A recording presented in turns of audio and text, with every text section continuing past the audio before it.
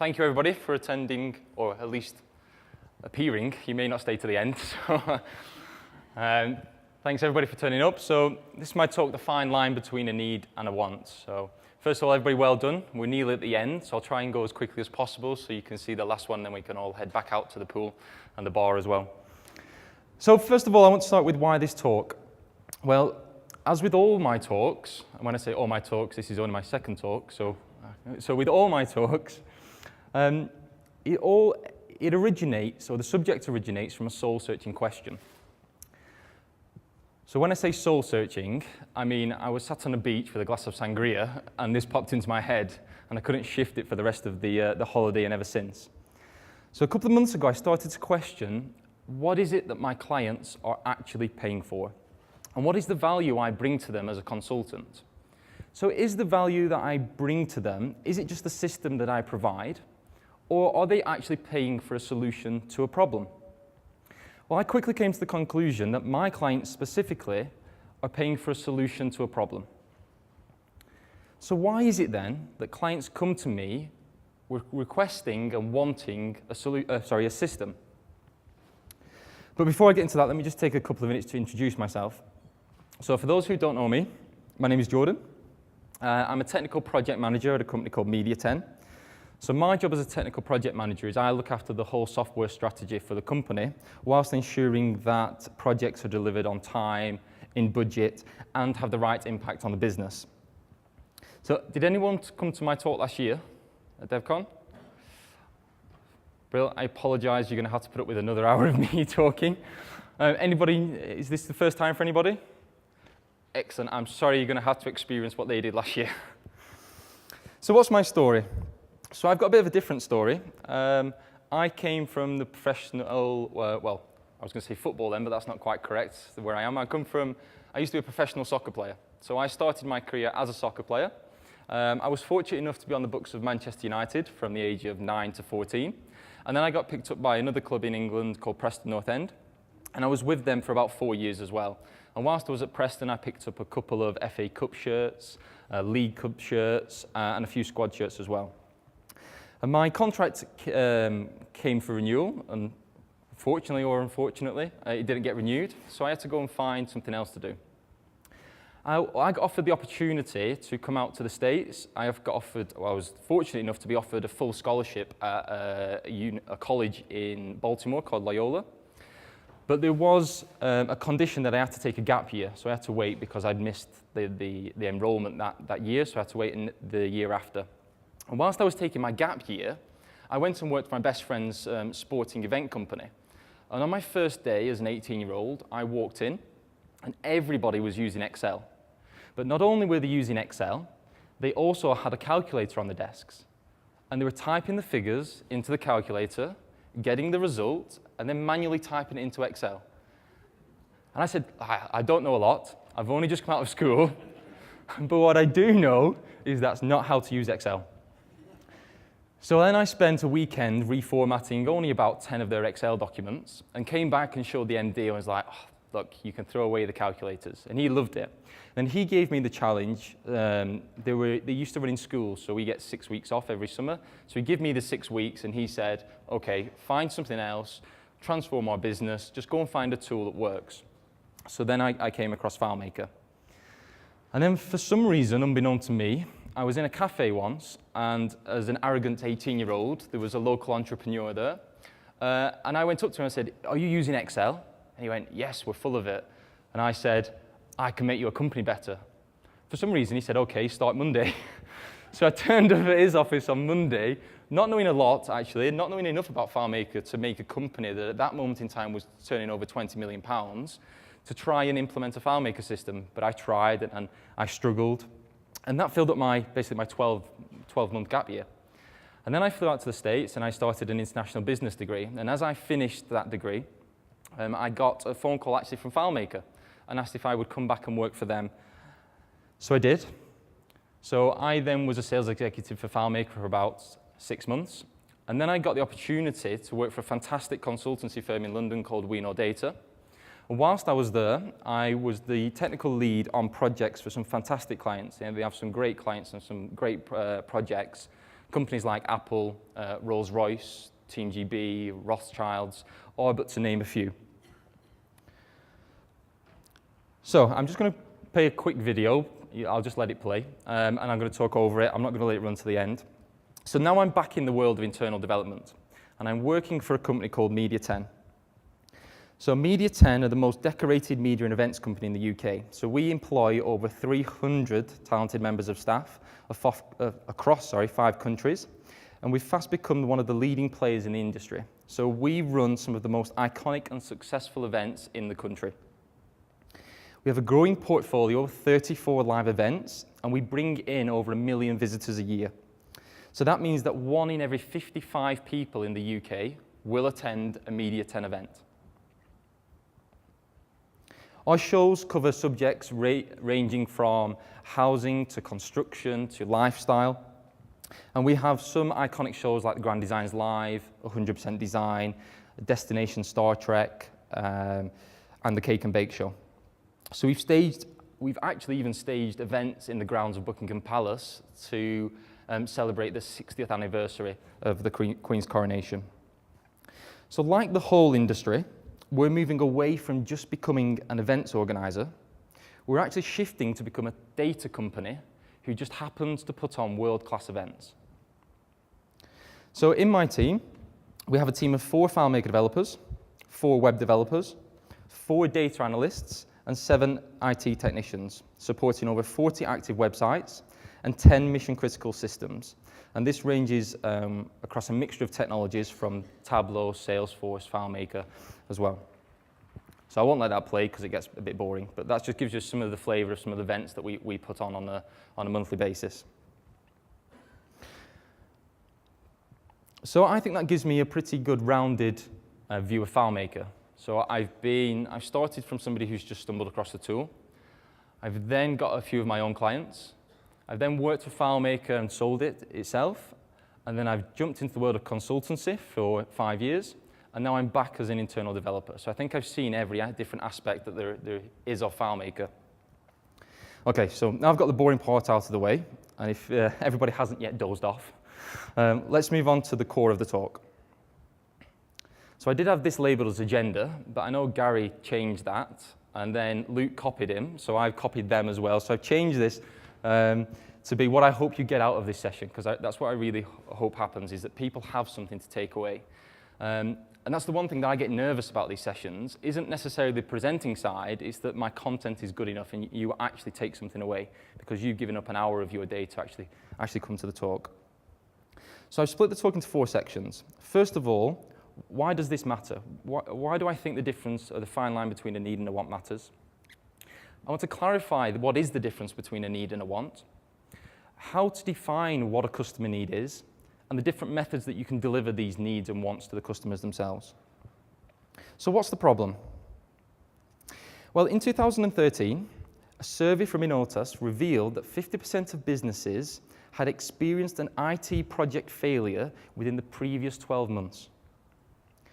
Now, 4 years later on, not much has changed. So according to the most recent survey, in fact, the number has increased to 55%. And the projects that didn't fail had a large chance of not falling in line with the business goals.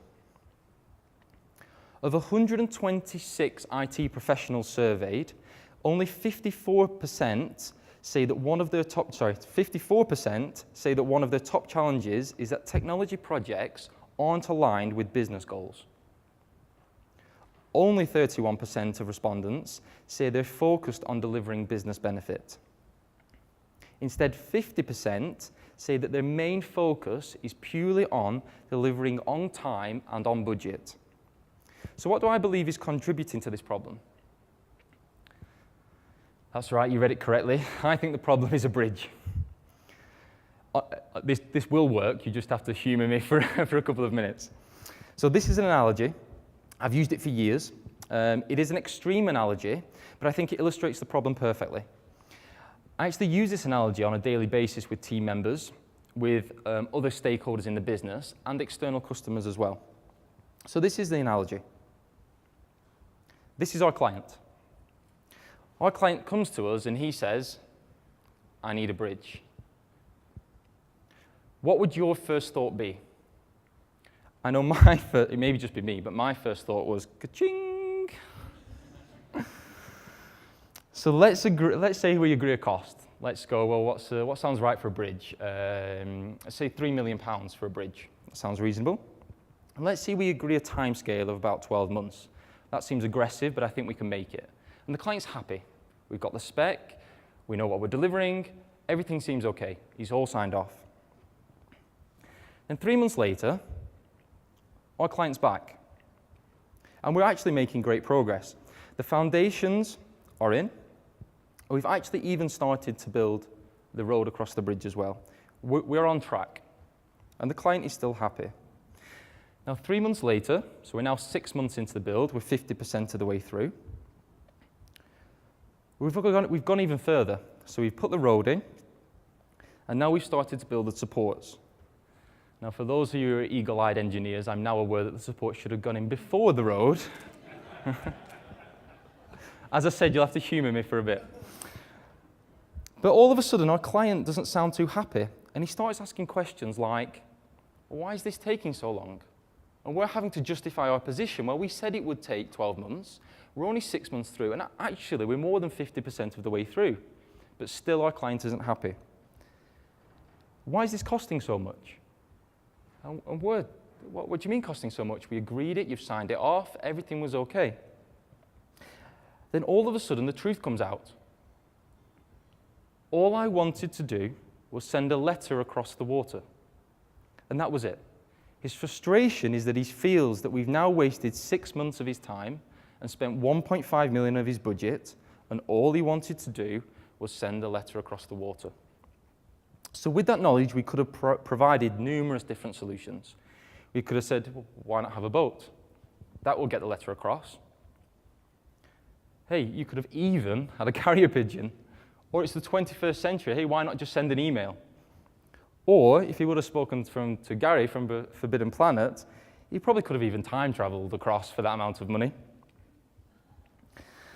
So we've got the carrier pigeon. We could have provided a really quick, easy solution to his problem if we'd only asked why. Now, people would say this would never happen. This scenario would never happen. But I have to say, I've heard these sorts of conversations over and over again with multiple different clients, both external and internal clients, and from the clients with the biggest budgets you could ever imagine to the ones who are trying to squeeze every penny. And I've even heard some of these examples in conversations in talks and actually just wandering around the conference this week. And this is because, as humans, we tend to justify wants as needs. So we will say, that's what we need, when actually it's just something that we want. So I delivered this analogy to a group of businessmen, and their response will probably be similar to what most of you are thinking today. And that is, if I would have sold a boat or sold a carrier pigeon, that I wouldn't have made as much profit. I believe that's incorrect. The reason I believe it's incorrect is going back to my opening slide. I believe specifically my clients are paying for solutions to problems. And I believe that's the value I bring. And in my analogy, the client was willing to pay £3 million for a solution to his problem. I would argue if I would have delivered a boat, potentially I would have made more profit, solved this solution faster, and I would have had a happy client. Well, let's say that wouldn't work, and let's say I didn't make as much profit. Even so, I would have ended up with a happy client. And how much is that worth to a business?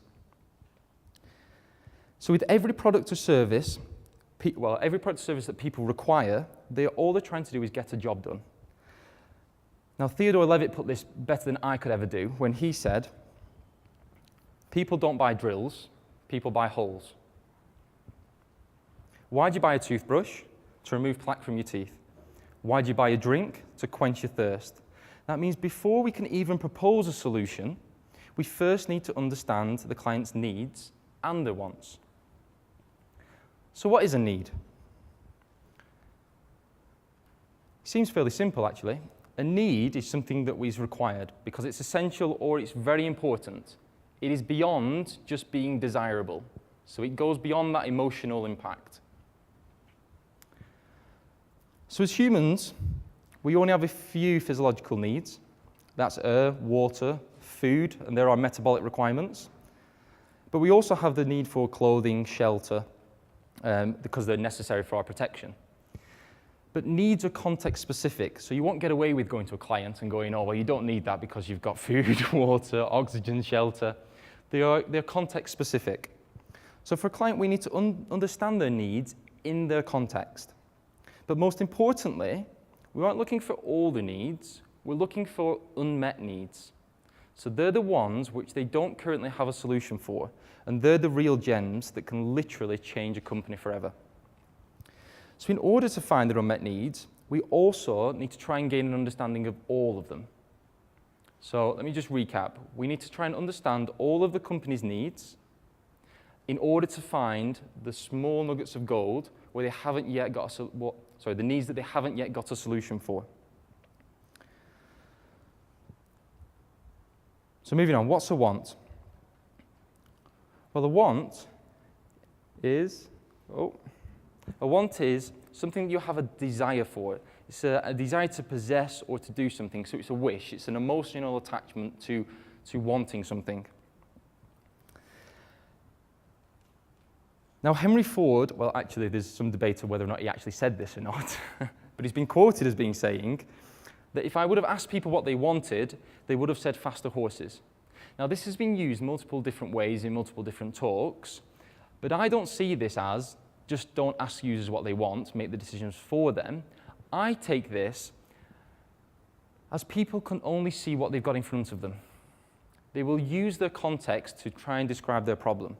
So in this context, he's saying if he would have asked people, they're currently using horses, and all they could see is they want horses to go faster. In fact, what they actually needed was to minimize the amount of time it takes to transport products from point A to point B. And that's what he did. And this is because a want always has its origin in a need. You can't want a can of Coke without the need to drink. You can't want to design a t-shirt without the need for clothes. So a want always has its origin in a need. Now, wants are difficult because they're usually a lot more vague in nature, and they've also usually got an emotional attachment to them. That's why they can also be powerful, because they've got that emotional attachment. Somebody's actually thought, or hopefully they've thought about that want. For instance, I may want a new car. There may not be any logic to it, but I want it, and I've already got that emotional buying to that thing. So this is why they can be powerful. The problem is I've never experienced, or I've never had an experience where a client has specifically been able to outline exactly what they want. It's always more, I want a CRM, or I want something that looks nicer, or it's more of a fluffy term that they use. There's no real substance to a want. Okay, so that's the end of the talk. A need and a want. So a need is something you must have to reach a goal, versus a want is something you desire. If only it was that simple. So let's put ourselves in a real-world example. So let's imagine that we're all shopping. If you're like me, the only reason why I'd be shopping is if the girlfriend has dragged me kicking and screaming shopping. But nevertheless, let's imagine we're shopping. And my girlfriend, she says she needs a new top. But now she says she needs a designer top. And don't even get me started on the shoes. So she says, she does say, I need new shoes. But then she says she needs a brand new pair of shoes for every outfit that she's got. Now you can quickly see in that scenario how a few justifications of needs as wants as needs can quickly escalate, and the costs can actually start to spiral. If you don't believe me, I can show you my credit card statement.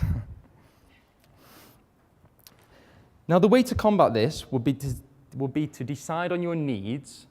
In this scenario, would be to decide on your needs prior to going shopping. So if you create a shopping list before you go shopping, the odds are that you will stick to that list. So this is what I propose doing before we actually go and meet a client. So why is understanding a need difficult? Well, the reason that understanding a customer need is difficult, because especially as a consultant, I have no internal agreement with our team as to exactly what we're looking for. So in conversations, a variety of different terms are used. So what are your desired outcomes? Oh, what was the customer experience? What are your constraints? What solutions do you want? Oh, tell us your expectations. What must-haves are there? Give us your ideas. What business benefit? Do you have any wishes? What is your needs and wants? Any of these terms sound familiar? Yeah, I know I'm the worst for them. But I hear these terms all the time in conversations, especially in workshops with customers, and I have to say they're usually coming from my mouth. The problem is people use these terms interchangeably in conversation as if all these inputs are required in order to correctly scope a customer's needs. Now, if we don't know what type of input we want from a customer, then how do we expect customers to give us the right sort of input? As a result, customers will talk in a language they feel comfortable with. They will actually start to offer up solutions. They will give ideas. They might even start to give us product specifications. Or they will revert to slogans that they've heard before. So, I want it faster, cheaper, better. The problem is that we take all these inputs and then we go away and we try to put them in the innovation process without understanding or without having a clear understanding of what the need actually is. This all leads to a feeling, it especially did for me, that customers don't know what they want. So we end up with terms like, customers don't know what they want, or they can't articulate their needs. Customers have needs they don't even know they have. Their needs change all the time. Anyone heard or used these phrases before? I used to have a phrase that I used to say all the time, which was, wouldn't our life be so much easier if we didn't have clients? Like, yes, I also wouldn't have a job. But the problem is, it's all our customer's fault. Everything that we said, it's all about the customer. The customer doesn't know what they want, so we push it back on the customer. So how do we actually start to analyze a customer's needs? So I've started to look at need statements. And has anybody heard or used a need statement before? A couple. Okay. Well, this is something that I've started to use recently over the past 6 months, and I've found it unbelievably effective in conversation, especially with stakeholders. It helps deconstruct the job the customer is trying to get done before scoping the actual solution itself. So what does the need statement actually look like? So there are 5 elements to the need statement. One is the direction that should be of improvement, sorry. The direction of improvement. Are you trying to increase, decrease, maximize, extend? We then have a unit of measure. What is it that you're trying to increase? Is it time? Is it volume? Is it profit? Is it yield? An object of control. That is almost like the thing that is the time is affecting, or the thing that is affecting the time or volume or profit. We have a contextual clarifier. So who is the process for? And then we have an example object of control, which is actually the creating an order, harvesting crops, etc. Now, the main benefit I found about a need statement is that it is need-orientated. It isn't about the solution yet. It's all about the customer's need. Now, the need statement presents facts and evidence to support the need for a project or set of projects, program, that you are proposing for. It forms an analysis to determine the nature and the extent of the problem or need, and the reasons and the causes for them. So let's take a look at an actual need statement. So this is a very vague need statement. I'll move on to give a more specific one. But the first thing we have is the direction of improvement. So in this case, we want to minimize something. And then we have the unit of measure. So we're trying to minimize the time it takes. The object of control is the time it takes to verify the accuracy of a designed outcome. Our contextual clarifier is with a customer. And then we have the examples of the object of control as well. So what could that look like in software world? So our direction of improvement again is minimize, the time it takes. Our contextual clarifier is now for a sales executive to create and send an email to a customer. for example, initial information or a chaser email as well. I've also found it really helpful to have a paragraph that follows this statement to give it even more context. For example, in this statement, I would have a paragraph actually explaining the sales process and why is it that this customer is even sending an email and what is it that they're selling. So it could be along the lines of, as a sales executive, sales executives in company X have to sell products A, B, and C, and they do this by sending an email. The email usually originates from a telephone conversation, and the customer usually requests the certain type of email that they're sending. All we're trying to do is give more context, so whoever picks this need statement up doesn't need to ask questions. They can just read it, and then they understand what the need actually is. Now, once we've actually collected all of our needs, it then starts to become a lot easier to prioritize them, especially with stakeholders. And that's because it doesn't require any imagination, because we're not proposing any solutions at this point. We're just dealing with business problems. And also, each statement follows exactly the same structure. I didn't have enough allocated time, but I also use a technique called the Moscow technique. And we run through that with clients in order to prioritize these needs. And that's what must we solve in this project? What should the project have? What the project could have? Or what the project actually won't cover? But I found this really, really powerful, especially with stakeholders, because you're talking to them at a business level. So you're not talking about solutions, or you're not talking about software requirements. This is all to do with business. Now, there are a few ways of actually collecting these need statements, but the best one that I found is ethnographic research, which basically means the study of people in their own environment. So this can be either through observations, or what I find most helpful is interviews, whether that's on a one-to-one basis, or you actually get a group of people together in a room. The benefit on one-to-one is that people feel comfortable speaking to you. They may tell you things that they wouldn't usually do in a group of people. The downside of it is you usually end up with a lot of conflicting needs. The benefit of having people in a room is that you let the bomb off, and then you let them almost jostle between themselves to come up with what the need is, but you're just there to mediate the conversation itself. So again, what I would usually tend to do is have these one-on-one conversations and then actually come back together as a group to actually speak about not specifically what was said, but some of the problems that we're encountering. This also allows the BA to research and to gain a better context of the problem. So when the BA goes into a company, and for us as an internal developer, we just nominate one of the developers to be the BA, who then goes into the other department. But by just watching people and having these conversations, it allows them to get the bigger picture. Now, one thing to mention at this point is that not everybody is suited to doing this role. You have to be extremely process-driven, and you need to be able to hold conversations about business. So it is a skilled role, and it's not that everybody is skilled to do it. So a recommendation would be to try and pick the best people that you think will be able to handle these sorts of conversations. Now, my next reference, you may only get it, it may actually be for farmers only, but nevertheless, what we do is we also go through the business process. Now, the business process for this specific farmer would be a very simple process. They prepare the soil, they plant the seed, they grow the corn, they fertilize the crop, they protect the crop, they harvest the crop, and they dry the harvest.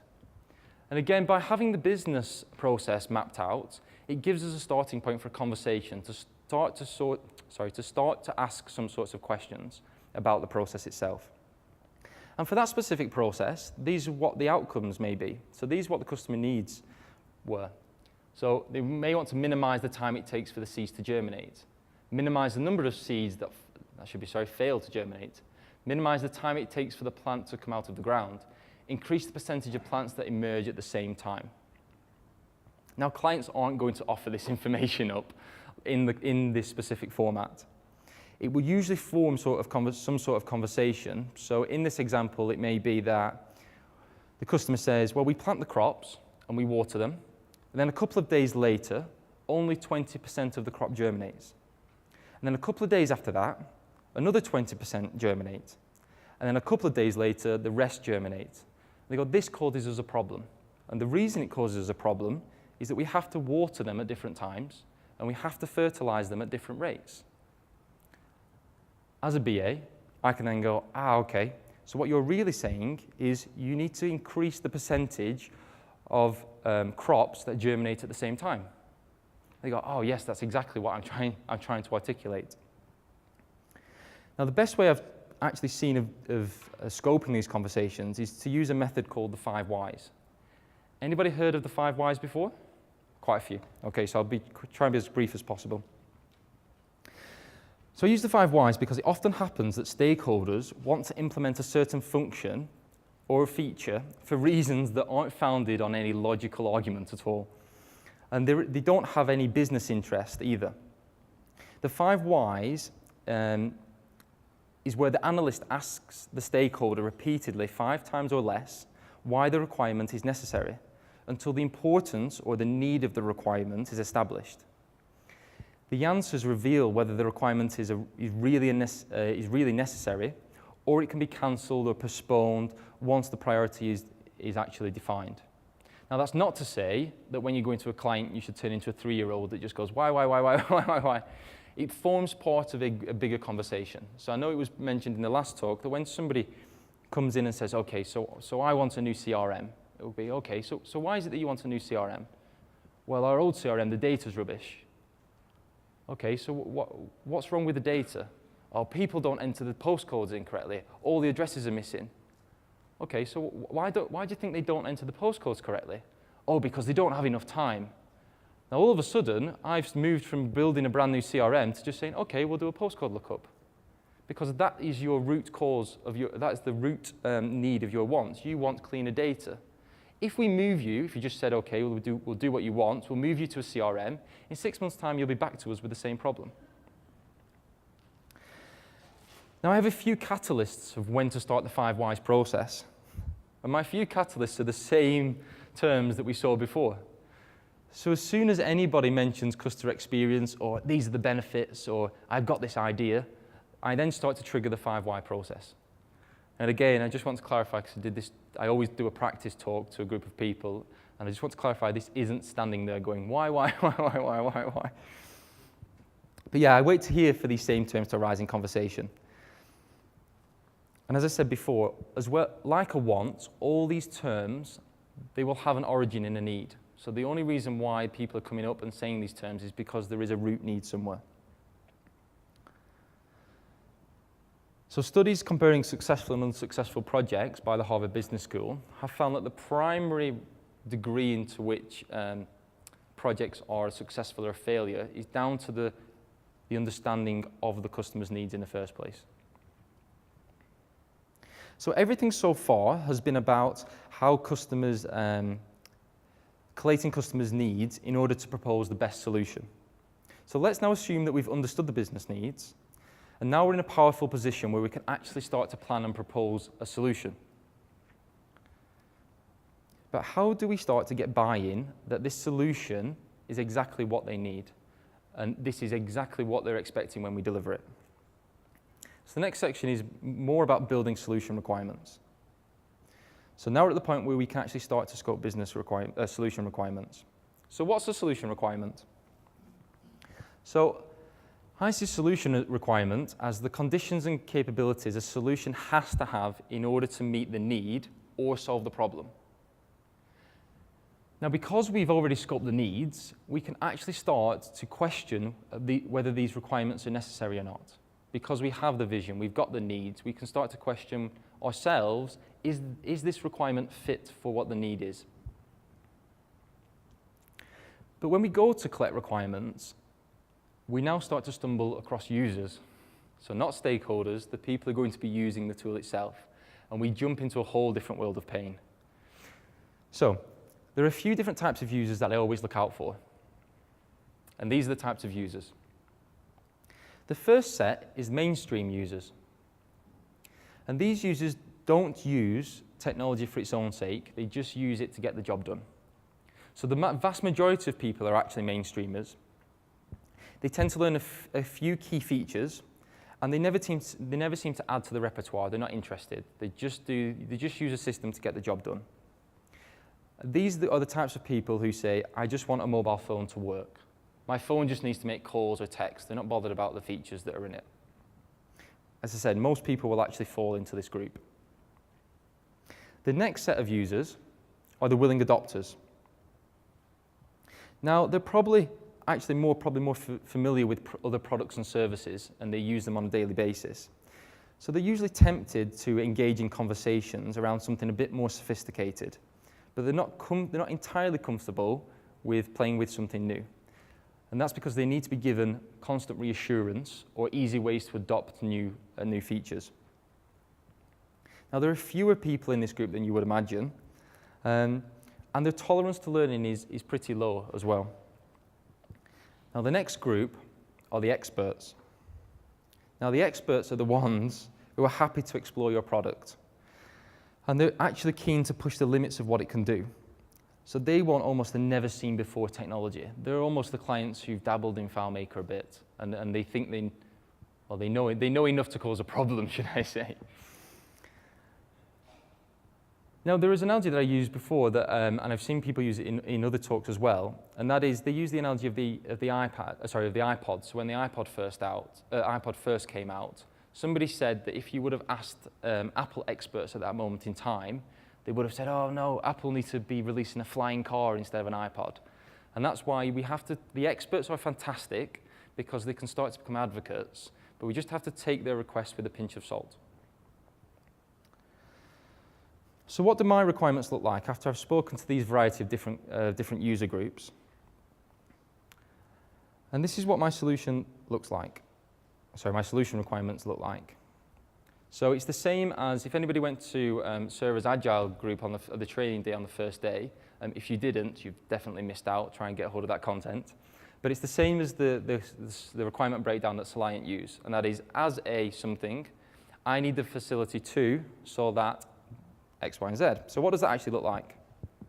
So here, as a sales executive, I need the facility to enter a contact's email address so that I can email them information relating to our products. Or as a sales executive, I need the facility to view a list of previous orders for a client so that I can gauge what types of products to sell them in the future or prior to calling. And the whole reason to have requirements, in my opinion, is just to create clarity. It's clarity both for your client and clarity internally. Now, requirements can also be pretty dangerous. So if you've never seen this before, definitely go and take a look at FJamie013 because it is absolutely hilarious. So this is a request from one of his clients. Can you make me taller than my dad, please? So we can see how this could be a requirement. And he's gone, of course. And somebody else has asked, hi Jamie, can you make my boyfriend rich? And he's gone, sure.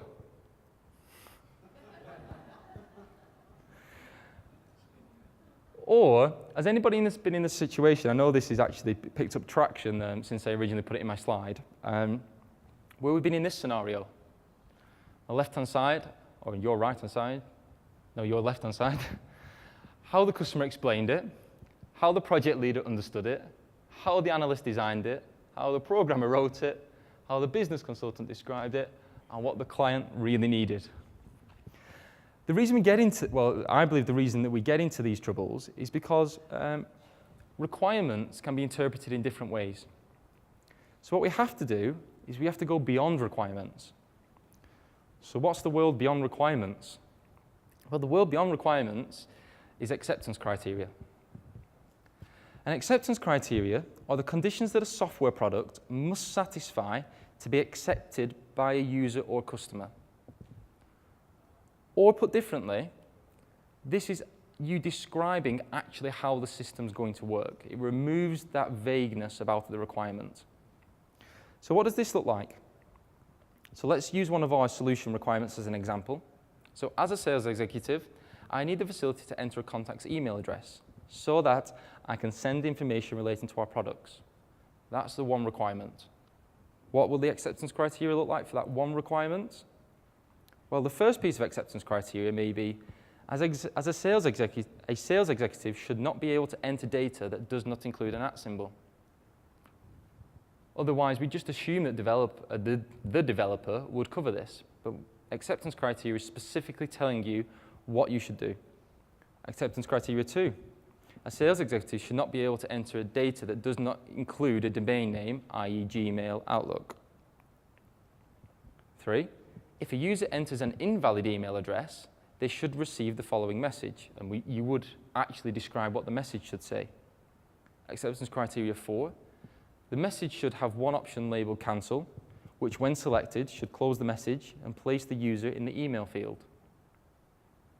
Yes, this is anal, but it does work. What also happens as well is that your acceptance criteria starts to form your expected results if you're writing test scripts.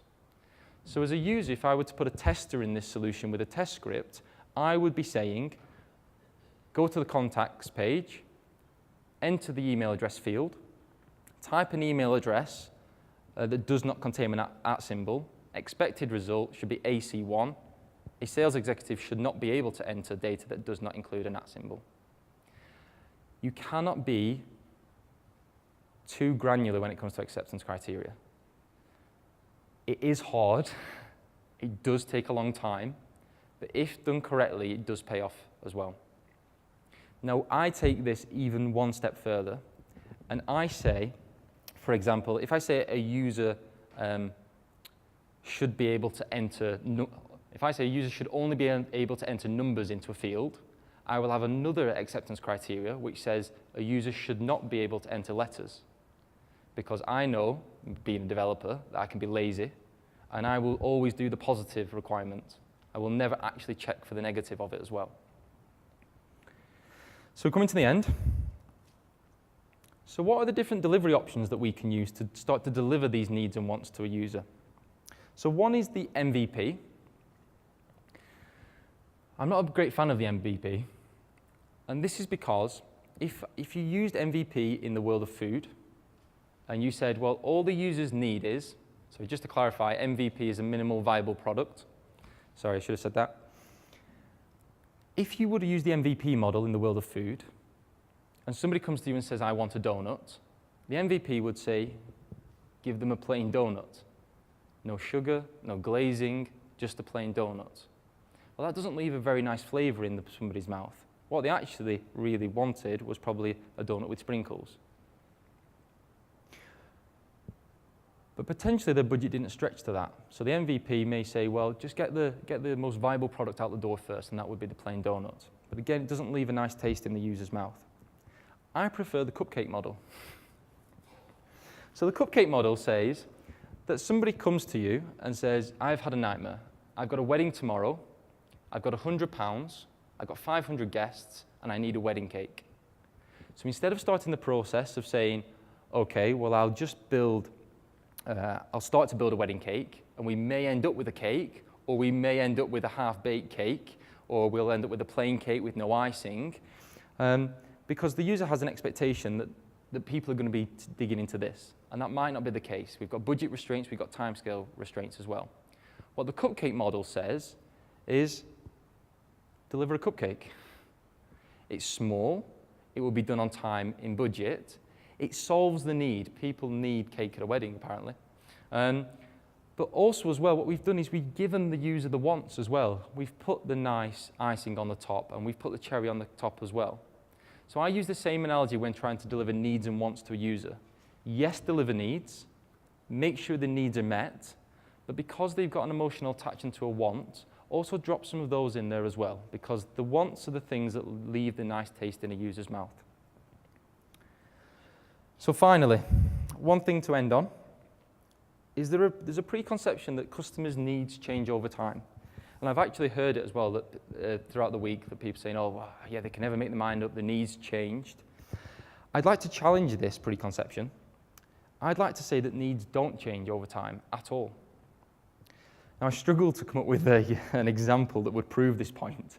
So I went and researched, and there's a guy called Tony Ulwick who has a fantastic example of why this statement is not true. His example is this. These are the need statements for storing and retrieving music. If we look at the needs, specifically starting with vinyl, I mean, vinyl's almost, but you know what, I actually don't know how old vinyl is because I wasn't alive. Luke, how old's vinyl? You'll know. I think vinyl's been around for a long time. I believe it's nearly 100 years old. But 100 years later, if you read these needs statements, they are still valid. All that's happened over time is the technology has changed and the solution to those requirements has shifted. So if we looked at vinyl, the customer satisfaction was at 42%, but for the same needs, when CDs came out, the customer satisfaction just moved up. And as MP3, customer satisfaction moved up again. And at streaming, customer satisfaction has moved up again. Now we're at streaming, it doesn't mean that these needs have stopped. It just means we've got to a point where technology has reached its limit for the time being. All we're waiting is for another column to appear in 10 years' time. And we can take this analogy even further than this, and we can go to like the human needs. So since humans were first on the planet, we've always had a need to cook food faster. It so happens to be that we moved from eating raw food to fire, and then fire to an oven, and then oven to a microwave. The need of being able to minimize the amount of time it takes to cook food has never changed. The only thing that has changed is the solution that's been put in place to meet the need. Now I'm just going to leave with this. Imagine how powerful it would be to have all your clients' needs listed, and then when the new version of FileMaker comes out, being able to assess all of their needs and trying to work out how the new features will transform the solution that you've put in place. And because I love it so much, I'm just going to leave with one final statement, and that goes back to Theodore Levitt, which is that I strongly believe people don't buy drills, people buy holes. So that's it. My session will have updates. Thank you again.